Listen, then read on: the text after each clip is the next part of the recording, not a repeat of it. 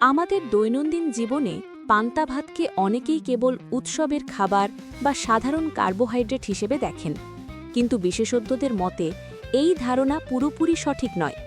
বরং রাতের বেজে যাওয়া ভাত ফেলে দিয়ে আমরা অজান্তেই নষ্ট করছি একটি প্রাকৃতিক পুষ্টির উৎস।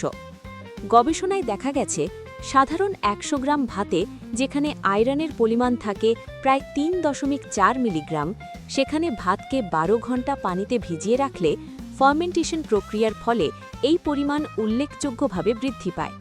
পাশাপাশি এতে তৈরি হয় ভিটামিন বি12, ক্যালসিয়াম এবং উপকারী ল্যাকটিক অ্যাসিড ব্যাকটেরিয়া, যা শরীরের জন্য প্রাকৃতিক প্রোবায়োটিক হিসেবে কাজ করে।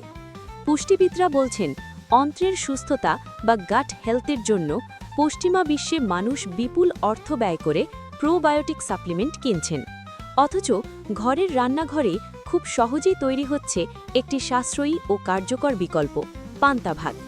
এটি শরীরের রোগ প্রতিরোধ ক্ষমতা বাড়াতে এবং মেটাবলিজম উন্নত করতে সহায়ক। তবে ব্যবহারে কিছু সতর্কতার কথাও জানিয়েছেন বিশেষজ্ঞরা। ভাতকে ১২ থেকে ১৫ ঘন্টার বেশি ফার্মেন্ট হতে না দেওয়াই ভালো, কারণ এতে অ্যালকোহল তৈরি হওয়ার সম্ভাবনা থাকে।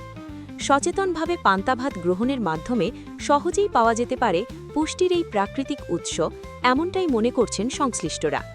লজিক্যাল ও ফ্যাক্ট বেসড কন্টেন্ট পেতে এখনই পেজটি ফলো করুন এবং ভিডিওটি শেয়ার করুন।